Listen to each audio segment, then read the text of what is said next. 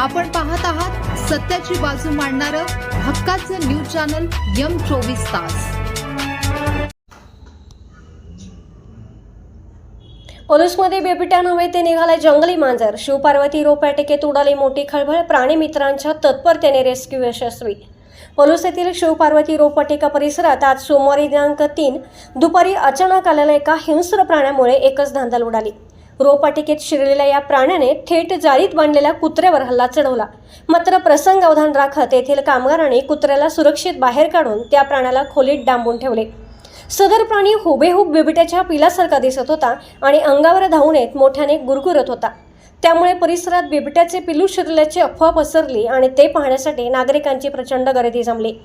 घटनास्थळी पोहोचलेल्या M24 तासच्या प्रतिनिधी सौ रुपाली शिंदे यांनी परिस्थितीचे गांभीर्य ओळखून तत्काळ ईश्वरपूर येथील प्रसिद्ध प्राणीमित्र युनुस मनेर यांच्याशी संपर्क साधला आणि प्राण्याचे फोटो पाठवले।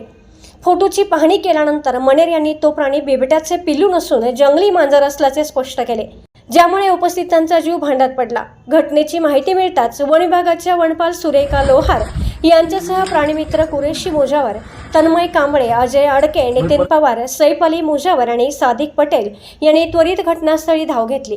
त्यांनी अत्यंत कौशल्याने त्या जंगली मांजराला ताब्यात घेतले। पुढील प्रक्रियेनंतर या मांजराला त्याच्या नैसर्गिक अधिवासात सुखरूप सोडण्यात आले आहे।